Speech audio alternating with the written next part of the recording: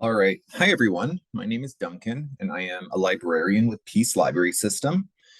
And today's session is all about social media for libraries. So there's a few things we're going to cover today. We're going to go over social media basics, so very introductory. If you are brand new to social media, we'll talk about the different types and the different types of social media, that libraries use and the pros and the cons of each of those different types. We will take a look at some example social media pages. So kind of what I think are great examples of how libraries are using social media.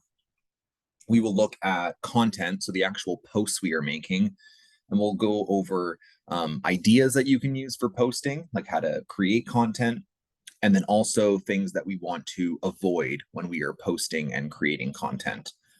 We'll briefly talk about user engagement and how to increase our engagement on social media.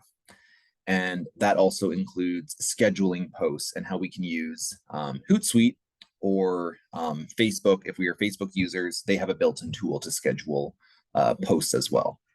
But I'm hoping today will at least inspire you or give some ideas for future social media content and just general usage.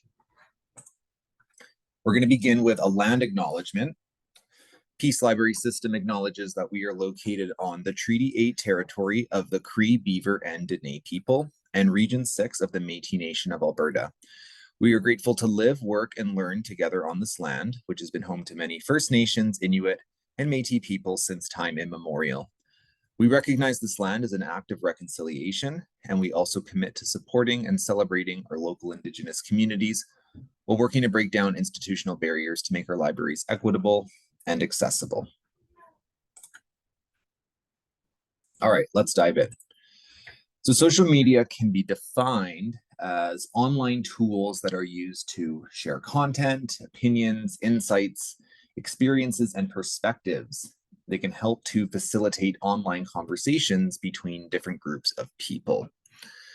So these are 5 of the most popular types of social media. This isn't all of them, but this is what a lot of libraries are using, or what you will run into as people in library world. So the first is social networks. So this is things like Facebook and Twitter and LinkedIn, and these are used to associate with individuals online, rather. So this can really help with branding, social awareness, relationship building, customer service, creating conversation. This is where a bulk of our libraries are going to be doing their social media.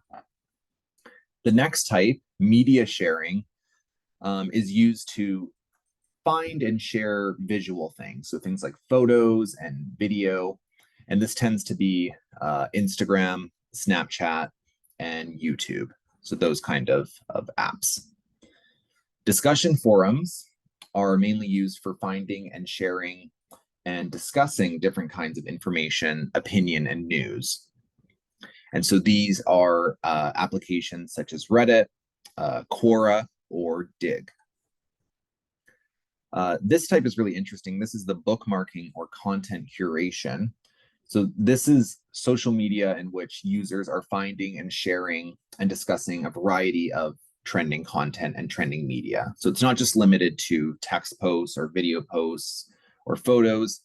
It's all sorts of different types of media that you can bookmark and you can share and create little folders and then refer back to for later. So this would be really great for, programming ideas or craft ideas or, reader's advisory even. And so that's things like Pinterest or Flipboard would be another one.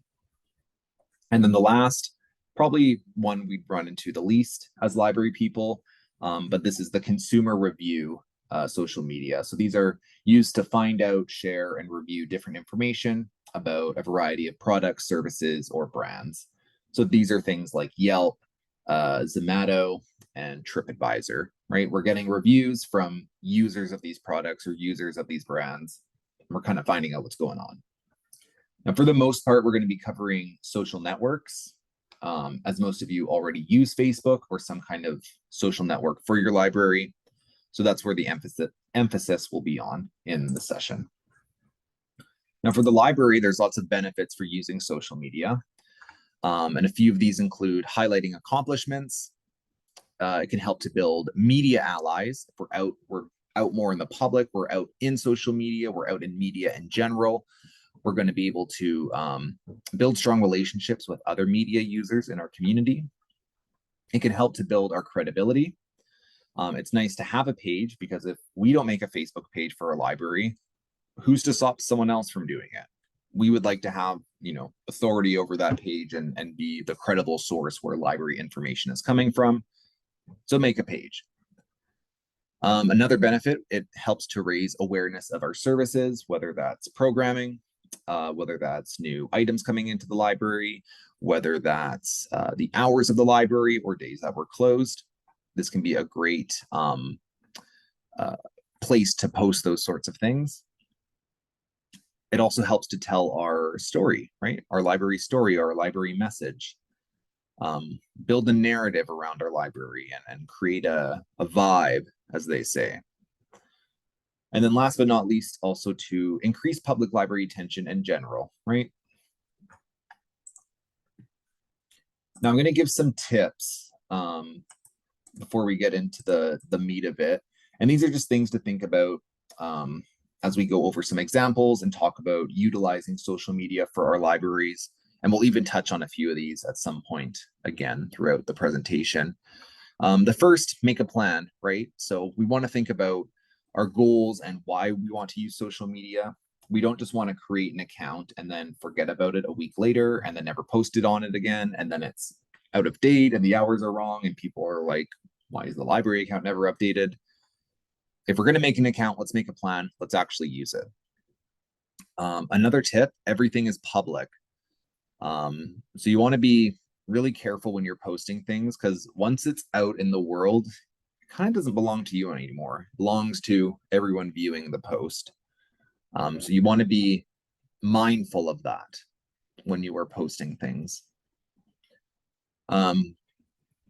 We do, however, want to encourage engagement. We want to get participation from our followers or our fans, people who interact with the library's social media pages. And that can be done with comments, likes, shares.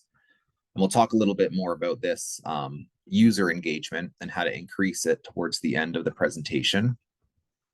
We want to be professional.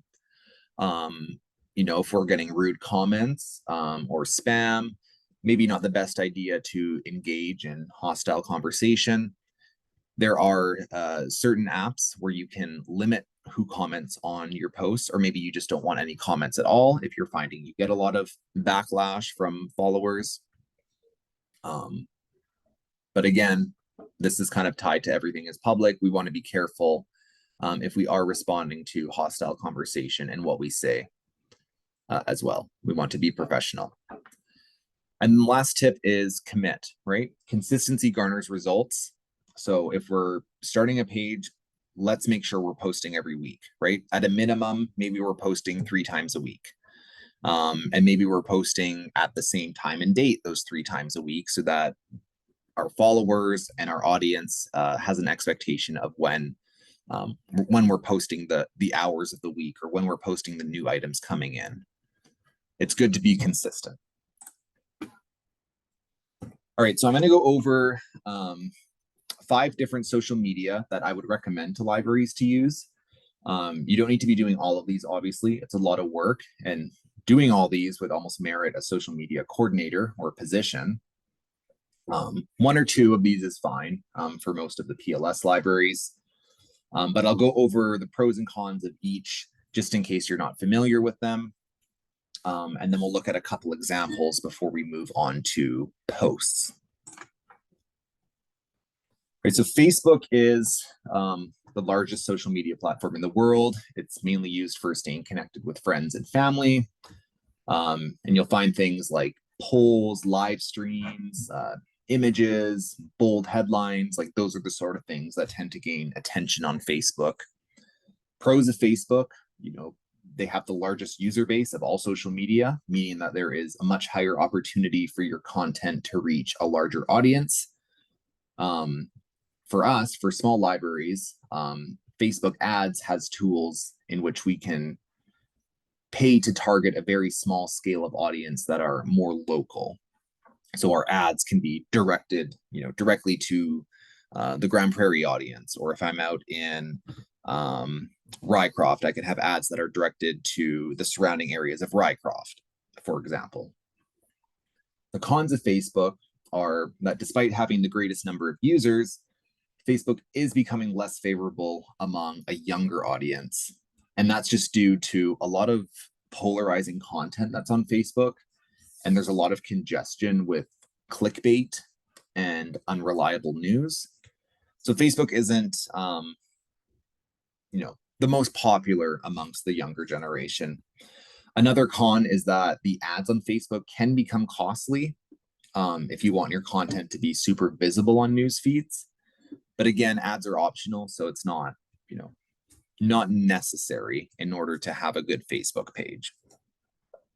And then at the bottom of each of these social media overviews, I have pages to check out, but we're going to be looking at these at the very end.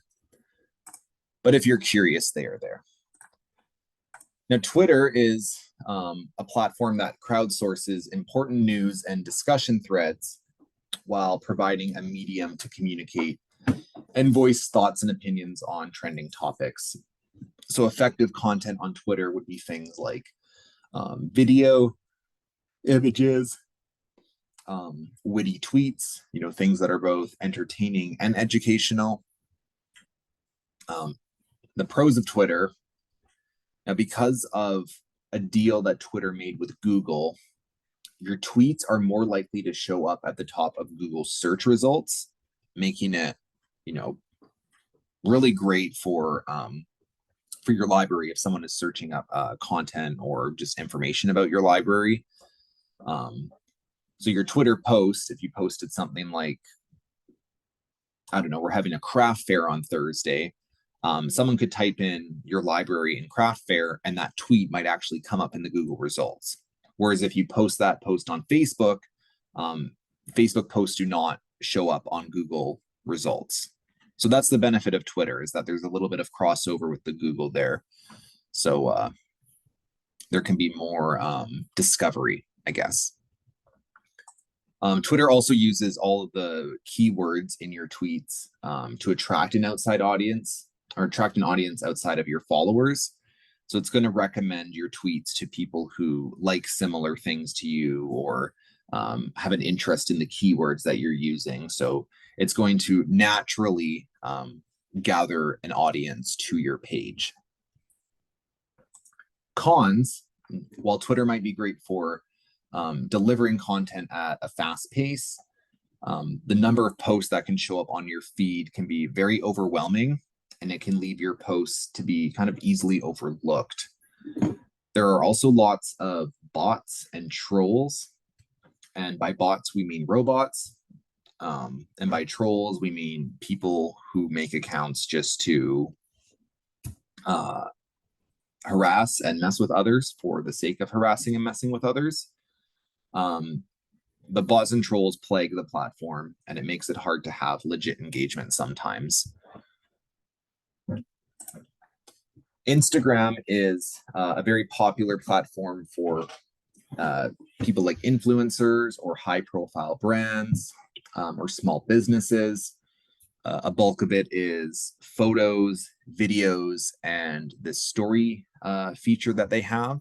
And that's actually one of their pros, is the story feature on Instagram can be used to create a more personal engagement with your followers. Instagram also has a feature that will provide you interesting stats about the demographic which follows you. So that can help you to cater your content to be more appealing to your audience.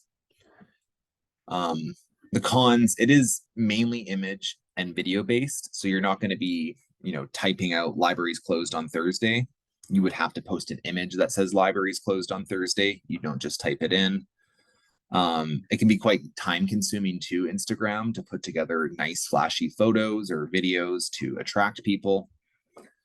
Instagram is also not link friendly, so you can't post clickable links in the descriptions of your posts. So you couldn't link to like a poll or back to a Facebook page or something. It doesn't link. And then these are some pages to check out.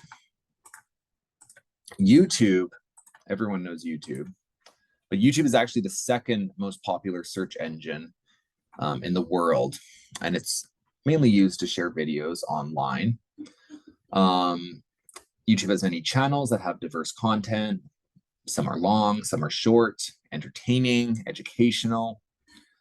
Pros of YouTube: there is a potential for a very large audience reach due to it being one of the largest used platforms.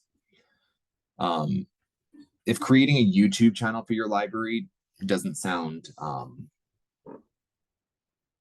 like something you're interested in or something you're capable of doing, partnering with people who do have YouTube channels, maybe in your area, people who do, local YouTube or influencers in your area, that's another way to utilize YouTube. You can be a guest or partner with them and do some kind of library event, find someone who has a lot of subscribers, and that's a great way to utilize a large audience. But I also like that it can be used as an educational tool as well. So if you're hosting like a webinar, you're hosting an author and they give you permission to record them, creating a YouTube channel and uploading that to your YouTube channel, that's content, right? That's something to engage people and bring people to your library's social media. The cons of YouTube, because of content and user saturation, the YouTube algorithm cannot be heavily relied on to make sure that your video is being exposed to viewers. So this makes marketing a little complicated due to how much competition there is. There's also relentless advertisements. We've all seen them. You have to wait either the 5 seconds and skip the ad, or you have to wait the full 15. And that can be very, very irritating and kind of distract people from getting to the content. They might see the ad and be like, you know what, I'm not going to wait. And then lastly is TikTok, which is, all the rage right now. But TikTok, if you don't know, is used for creating and sharing videos. Popular content usually includes things like comedic skits or music style videos with lip syncing or like dances to popular songs. The pros of TikTok is that using it will give your library the opportunity to get involved with trending content. It also gives your posts exposure to a very high volume of traffic. And what I like about TikTok is that it is a very laid back social media community.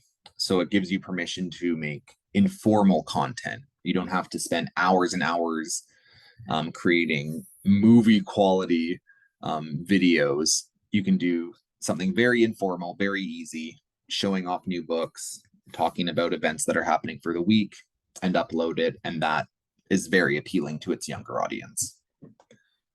Some of the cons of TikTok is that trending content may not directly align with what the library is doing at the time. So it's really fun to take part in all sorts of TikTok trends, dancing trends, whatever the trend may be at the time.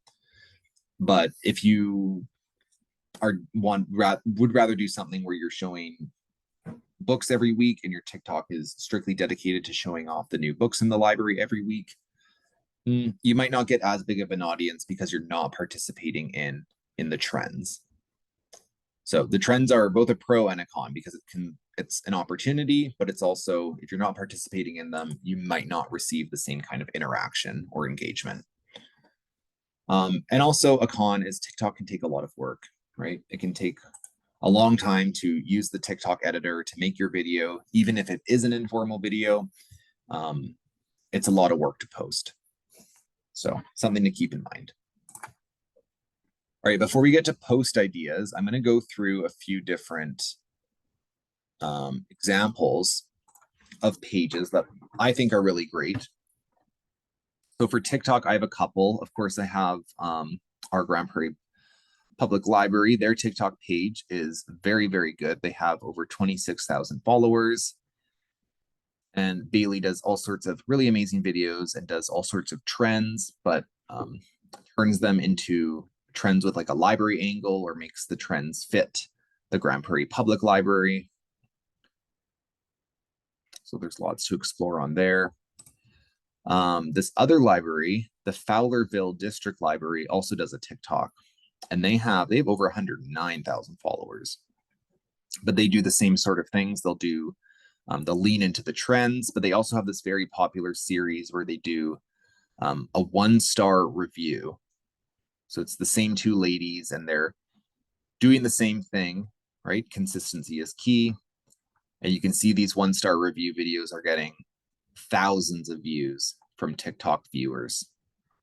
So kind of a different approach from the Grand Prairie account, but interesting nonetheless. YouTube channels, I'll show you ours. We don't have a lot of subscribers, but we're trying.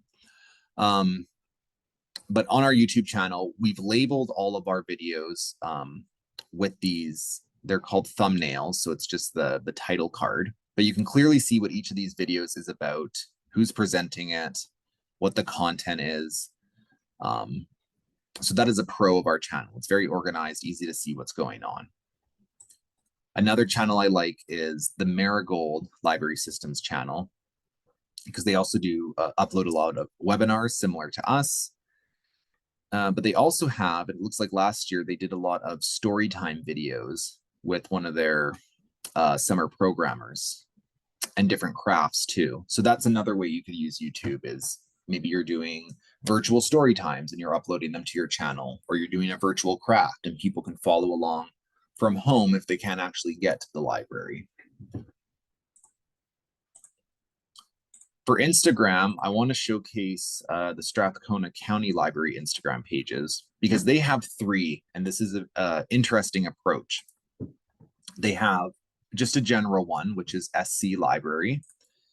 They have SCL Kids, which is their Instagram for their kids department. And then they have an SCL Teens, which is their Instagram for the teens department.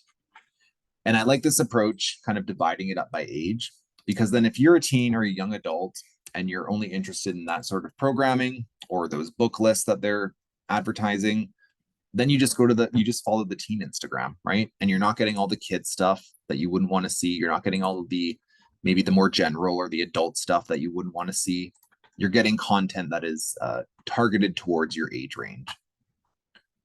And then same for the kids. If you have parents who are interested in toddler programs or story times, this is a great way for them to follow a social media that is specific to those toddler programs and those story times.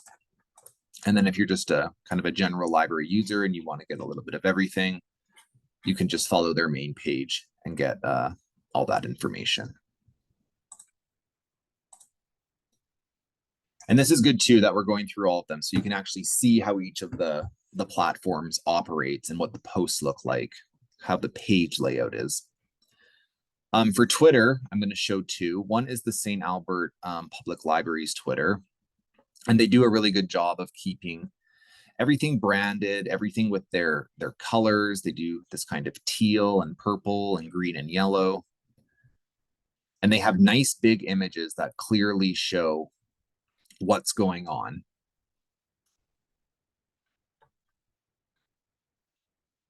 Another one is the EPL. They do a very good, the Edmonton Public Library, sorry. They do a very good job of branding and sticking with their colors. But it's nice just to flip through these and get ideas on how to post or how to lay out your posts as well. Putting a little description, if you have something to link, space it out and put a link, put some hashtags, because on Twitter you can search up hashtags and people can find your post based on that, right?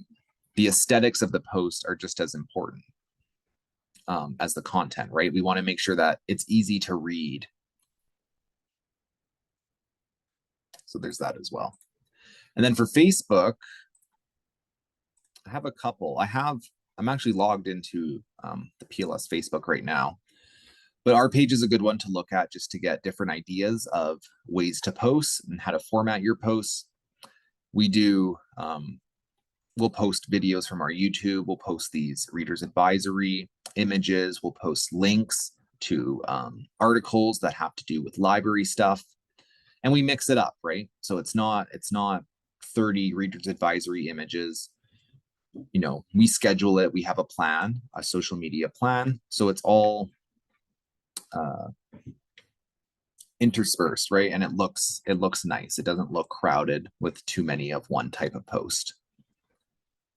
Another one I really like is the Seattle Public Library. And all of the photos they post recently, they've kind of set a theme for their photos. They have this kind of filter on them. This kind of lo-fi filter. So it's this kind of like cool image that they're promoting, which is an interesting strategy, right? So the audience might see these and be like, ooh, Seattle Public Library, that's a cool image. The library is cool, right? So that's maybe part of their social media strategy is creating a vibe. But they have a lot of great examples of things to post and just how to post them and how to make it look really nice. All right. So we're going to go over different types of posts that you might want to consider. So if you're thinking you'd want to get more into social media or want to post more, but you just don't have any idea what to post, this is the section for you. So the first type would be an asking questions post or an asking for engagement type of post, right? So this is really easy to schedule a bunch of posts like this throughout the month. And I'll show you how we can schedule posts at the end of this. But scheduling, you know, if on a Monday I have time, maybe I'm going to make 5 different library or book type questions that I'm going to schedule throughout the month. And then that keeps the appearance up that your social media is very active. Even if you're not posting every day, you have them all scheduled, ready to go, and you're asking for engagement. Another type is the behind the scenes post. So this is not photos of, you know, new books once they're processed. This would be kind of the everyday activities that might seem mundane to you, but are of interest to the public, right? Behind the scenes at the library. So things like setting up an event or, you know, a new bin of books just came in, you know, not ready yet, but they're coming soon. So it gets people excited when we post photos like that, kind of give them a look behind the curtain. Trending topics. So this can be holidays, pop culture references, maybe local things. So very easy. You could find, you know, what's trending in the world of pop culture today. So if it's Jurassic Park, we're finding all of the materials that have to do with Jurassic Park and dinosaurs. And we snap a photo of them and we post it and we say, hey, you like Jurassic Park? Come to the library. We got Jurassic Park. Or like Stranger Things, right? You like Stranger Things? We have Stranger Things stuff, and post all the stuff you have. And then people are going to see that and they're going to, you know, because it's popular, they're going to go to the library looking for those items.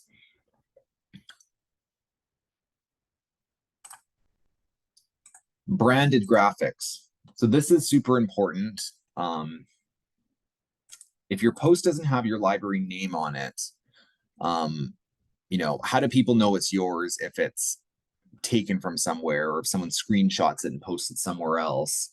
Of course, your post is always going to have your library name in the title, but if the image is downloaded or it's taken away or you have a video taken away, how do people actually know it's yours? And so it's important to have a little branding, or at least have the title of your library somewhere in your post if you're creating a graphic. So the Boston Public Library, these are my examples here. They do a good job of this, and they even have a branded graphic for their video. They have a little recruitment video that they've put their name in as well. So product photos. So this would be when books are processed, they're ready to go. Patrons can come in and start checking them out. So you can be creative like these ones. These are in the grass. These are kind of at an angle. I don't love this because it cuts off some of the titles, but it's a little artsy. It's creative. But it's nice to group them in themes too, right? Instead of just like a bunch of random new titles. So if you have, hey, we have new mysteries in, or we have new board books in, instead of just putting a board book, a mystery, a hardcover, a large print, and then just saying new books, I like to group them in themes. Makes it a little bit more appealing in my eyes. Infographics is another great way to visually show the impact that you're having in your community. So like this example from the St. Albert Public Library, they have actual numbers. They did this many programs that had this many attendees. For us, a great way to do this would be the LibPass report. The PLSB has that graphics creator in the LibPass report that will generate a graphic with your stats. So I've seen some of our libraries post that at the end of the year and say, hey, look at all the stuff we did this year. Look at the numbers. We did this many programs. We have this many, volunteers, yada, yada, yada. So that's a great way to show your community that you do have impact and that you're shaking and moving. Personality posts. So this would be more laid back posting, more casual. So maybe it's not directly library related, but it's letting people know that you don't take yourself too seriously and creates an inviting online presence. So this library, the North Bay Public Library, they have a whole bunch of posts where they use orange cats in them. So they'll post, this is like just like a meme or a topical one. This is like World Bicycle Day. They have some kind of Spice Club program, so they've also incorporated their cat into that. But they've posted so many orange cat photos that the orange cat almost starts to become associated with the library, which in turn is almost another form of branding for the library. So people are starting to see, oh, the orange cat, that must be from the North Bay Public Library. And it's fun, right? The cats are fun. And then the last type of post would be things like contests or giveaways. So if you have some gift cards to give away or maybe some free books to hand out, you could do something, create like some kind of mini contest online, like everyone who comments on this post by the end of the week will be entered in for a draw for, a pile of mystery books or, $10 gift card to Chapters or whatever you have to give away, right? These are just some example posts of one is a writing contest. And then this is, they posted the winner of or one of the winners, not sure, of their 1,000 books before kindergarten challenge. So even so, right, if you do have winners, ask if you can post them onto your social media. Always ask and see if you can get some more engagement that way, because they'll see themselves on your Facebook page and maybe they'll share that and that'll get more attention online as well. All right. We're going to look at some things to avoid when we're making posts. And I'll preface this by saying these examples are suggestions. They are not absolute wrongs in any way. They're just things that could be improved upon, things to be aware of. The first is cluttered text. So too much text can be very distracting. With these posts, I don't even know where to start looking. And these also have multiple fonts and multiple colors of fonts, and it's very confusing, right?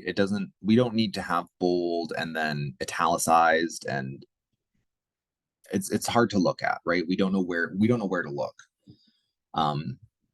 Clean it up a bit, right? If you do need tons and tons of information to be out there, it might be better to turn it into a few smaller posts rather than posting it all on one large graphic. But be mindful of cluttered text. A lack of information. So, pretend that you're a patron when you're creating a post. Determine what information that patron would need. This first example is saying, sorry, we are closing early. So they're closing early today. It does not say what time they are closing. It does not saying if it is effective immediately or if it is effective starting tomorrow. You know, you could assume that it means right now, but a little bit more information would probably prevent a bunch of comments asking for more specific information or prevent phone calls going, are you guys open still? When are you closing? I heard you were closing early. Are you closed? The more information, the better. The more information, the better, but not to the point of cluttered text.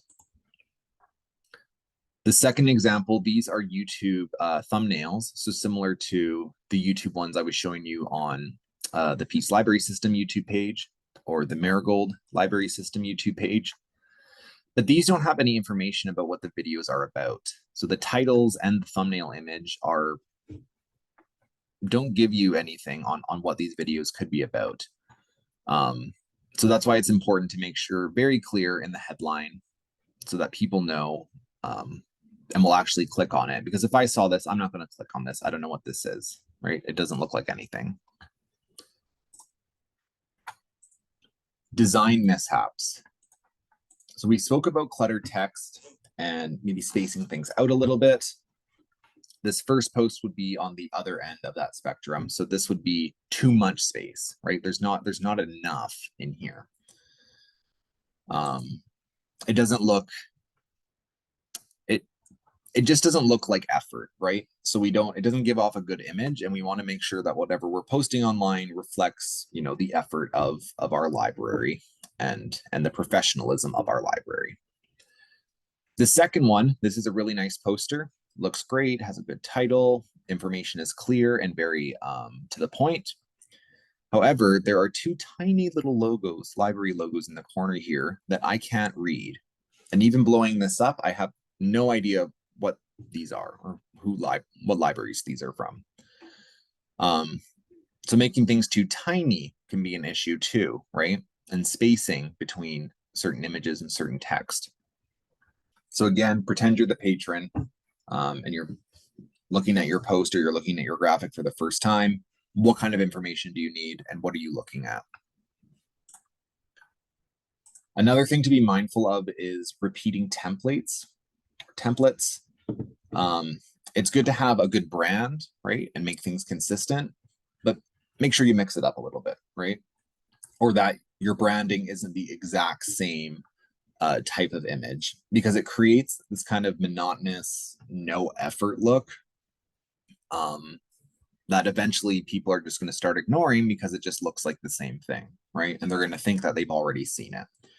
So this is a collection of Facebook posts from a library, and they all look very similar. It all looks like the exact same template that they've just either switched out the text or switched out the image.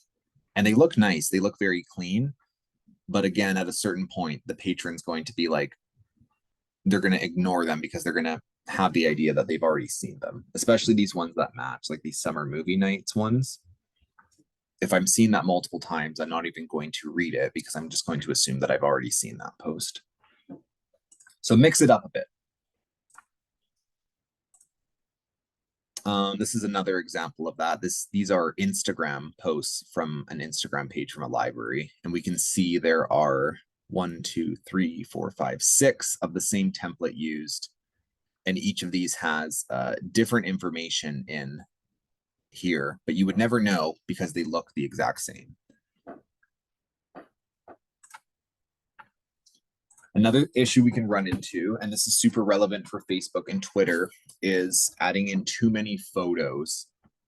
So you have the ability to add in multiple photos to a post on Facebook and Twitter, which can be really great if you're posting like events or like an album from a program you did, or new books that have come in. Where it doesn't work is when you're posting multiple graphics with programming information on them, because this just looks kind of like a mutated mess, right? I have no idea where I'm looking. At first glance, it doesn't even look like there's multiple photos. It just looks kind of like a mess of a graphic. And you can't clearly see any of the information that's on any of these. So instead of posting all of these at the same time in one post, what I would do is I would have each one as its own. So post one post for the first graphic, one for the second, one for the third, etc. So then that way it's each its own individual thing. And at first glance, you can see all the information on the post and you don't have to click further into it to get all of the information. Because if someone does click into this and they're flipping through, maybe they're not getting to the very end. If there are even more of these photos, they could be missing, you know, a bunch more of the programs that are coming up. And then the last one for things to avoid is product photo mishaps. So we talked a little bit about this before. So it's great to post new books that have come in and are ready to be checked out. This post is not great because one, it's sideways, so I have to crane my neck in order to read the titles. And two, part of the title is cut off even if I click into it and blow up the image. So this doesn't really look very professional or give off a good vibe. If you're posting stuff like this, or if you're posting, you know, books and you can't read all of the titles, it might be a good idea to have them listed in the text part of the post. So then that way people can, you know, read and see what you are putting in the photo. Because even if they are posted upright in front and center and the right way, some book covers can be quite difficult to tell what the title is and who the author is, etc. So it doesn't hurt to put them in the text portion as well. All right. We're going to talk about user engagement now. So engagement is the measurement of things like comments, likes, shares, and retweets. Followers would count as engagement, clicks, mentions, hashtags as well, right? Of course, we want to rack up our followers, but ultimately the greatest measure of our social media success is going to be an engaged audience, not just a large one. And so for a library, it's about quality, not just quantity, right? We want to be having meaningful engagement with our users, especially for some of our smaller communities, right? Because imagine we throw a party and tons of people show up, but they all just, you know, sit there silently and there's no small talk, no dancing. Can we really consider that a success if we have a large group but no one's interacting, as opposed to a small group with lots of interaction? So we want quality over quantity. Activity and engagement is crucial for every social media platform to build a really positive brand experience and to develop meaningful relationships with all of our new and potential patrons and followers. But basically, engagement is growing anytime someone interacts with your account. And that's what we want to do, is we want to continually increase that. Usually there's sections in the settings area of your Facebook or Twitter or other social media that you can view your engagement metrics on a larger scale. So it'll tell you like how many likes you've had in the past month, or how many followers you've gained in the past year, that sort of thing. Or you can just do a browse, right? Flip through old posts and see what kind of engagement your posts have been getting. Take a look, see which posts get a lot of engagement, which kind of posts get not a lot of engagement. And if they don't, then, you know, why are we posting them? If it's not absolutely crucial information, maybe that's something we need to look at in our social media strategy. And to increase engagement, there's a few different things we can do. We talked about analyzing our current engagement. So we're going to put on our data scientist hat and write down our current number of followers, how many comments and shares we get on average, you know, whatever numbers are meaningful to you.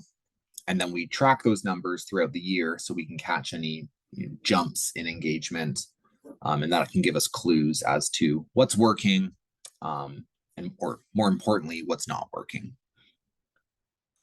We want to pick a strategy, right? And there's going to be no one size fits all strategy for everyone, but maybe your strategy or your goal is, I want to try posting on 2 different types of social media this year, or I want to try different types of posts, or I want to post at a minimum 5 times a week, right? So have some sort of strategy and stick to it and see if that is going to help with your engagement. We want to know our audience. So it can be difficult to get people engaged if we don't actually know who we're talking to. So the type of language, the type of tone we use, and the things we're sharing are going to be different among different libraries, especially a library that is in a city of 1 million people versus a library that is in a city of 20,000 people. There's going to be a different language that is being used. So we want to make sure we are aware of that and we are aware of our audience. We want to make sure we are creating and sharing content of value. So now that we know who is following us, what do we tell them? So we want to make sure that we are sharing things and creating content that addresses their needs, their library needs. And a good way to think about this is to think conversation, right? We want to invite people to interact. We don't want to just be broadcasting, right? We're not walking out on our social media using the megaphone, saying our message and then closing the doors. We want to invite conversation, invite engagement, and we want to interact ourselves as the library with our patrons on social media. If you're just talking about how great your library is or what you have, it's going to be harder to connect than if you are inviting that conversation and interacting with people. We want to stay topical. So, if you're not sure about what to post on any given day, we've talked a little bit about this before, but we can use trending topics to engage our audience. So we all remember when Tiger King was really big and everyone was talking about Tiger King. So that would be an example. You see what's popping in the news, what's really popular, and we can make posts that are, aligned with that kind of popular content, but still library related. Interacting to keep up with engagement. We also talked about this. So we want to make sure that we're not just reacting to engagement we're given. Proactive engagement can be really helpful as well. So this is things like commenting on maybe other libraries or other Facebook pages of publishers or authors or books, right? Like we're not just broadcasting, we're interacting on our social media and we're getting our own presence known. Right? We're the ones who are sparking conversations. We're not just replying back to people commenting on our posts. Responding quickly always helps too. Might be nice to have maybe work in your morning routine that you check your social media to see if you've gotten any comments or if there's anything you need to respond to, and just make that a part of your daily habit. And then scheduling posts at peak times. So posting frequently, like minimum 1 time a day is ideal. Right, it's really important to keep our content fresh and really active because there are so many accounts that post tons of stuff all day and night. But posting at the right time each day is important too. So there are actually specific times that we can post, or peak times that are going to get more engagement or more eyes on our content than other times. And we're going to talk about that a little bit more in depth. We'll talk about Hootsuite. I'll show you behind the scenes of Hootsuite, and that's what we use to schedule all of our social media, because we have our Twitter, our Facebook, and then the Stronger Together Twitter and Facebook that we all coordinate. So we have 4 different social medias that we're able to schedule posts and kind of look over through Hootsuite. Now, generally, and this is according to Hootsuite, in this past year of 2023, generally the best time to post on social media is 9 a.m. Pacific Standard Time. But every social media platform is going to have its own little sweet spot. So like for Facebook, they're recommending Mondays at 10 a.m. But the truth is there's no single best time for everyone, and you're going to find that your personal best time to post on social media will be different than any of these numbers as well. But if you're just starting out and you don't have a lot of past data or audience insight to work with, these times are good starting points to start scheduling your posts or to think about when you want to post. This is, and we'll go into it in a moment, this is our average number of fans online in the last 30 days for our Facebook and Twitter on Hootsuite. So we can see that on weekdays, this darker part, so between the hours of 3 to about 9, we have a lot of audience online. We have a lot of followers online. So these are really good times to post. We also have a lot of people online during lunchtime. So it's taken our engagement from previous years of posting, and it's created this nice little metric for us to use to help us schedule when we want to post our content. And I will also show you how we schedule posts on Facebook. But we're going to go into Hootsuite here.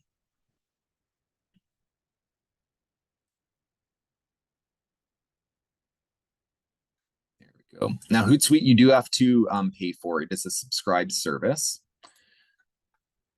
But as you can see, we have 4 different accounts that are linked onto Hootsuite. On the side here, what I like to do is I like to go to our planner. And this planner is showcasing all of our accounts in a calendar and what's being posted at what time. So if I wanted, what I could do, if I am planning on posting something, I can go to the date. Maybe I want it to be tomorrow. I would click post.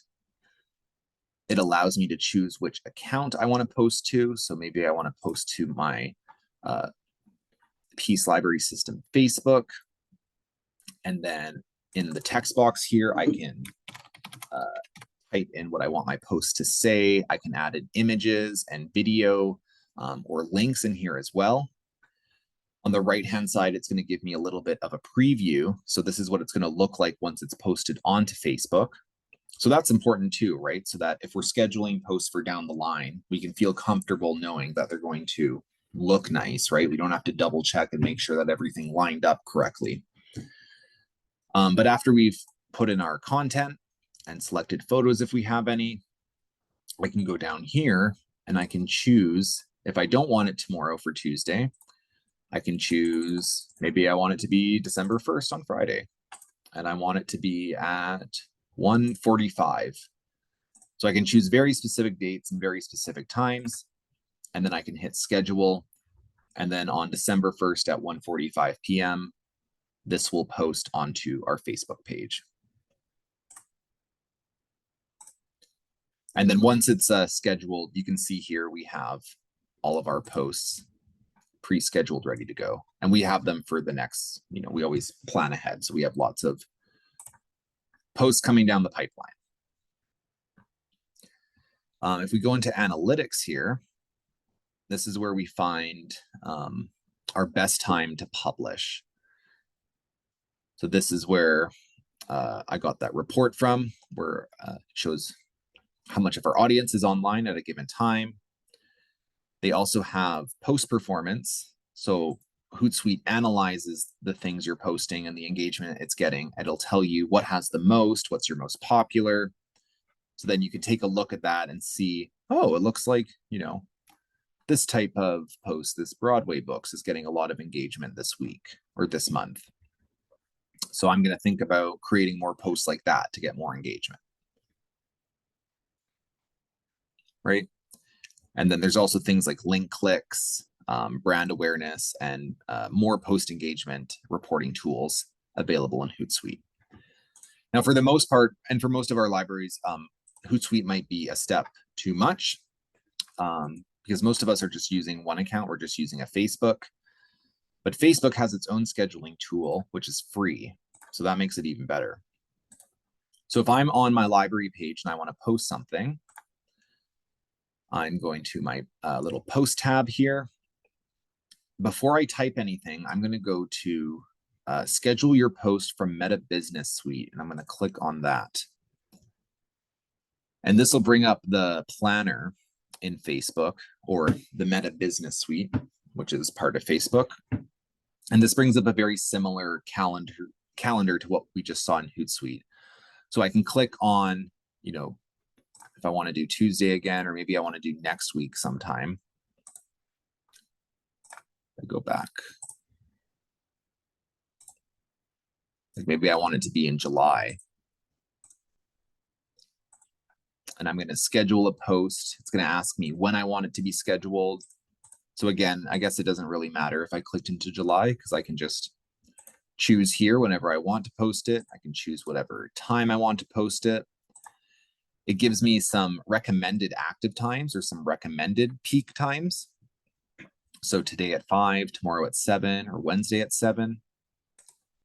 And then similar to Hootsuite, I can add in my photos, add in my text. And on the right hand, it'll give me a little preview of what that post look like, both on a desktop screen. And if I click on this phone image, this is what it'll look like on the Facebook app, the mobile Facebook app. And then from there, once I'm all said and done, I can hit schedule, and it will schedule my post for whatever date and time I have selected.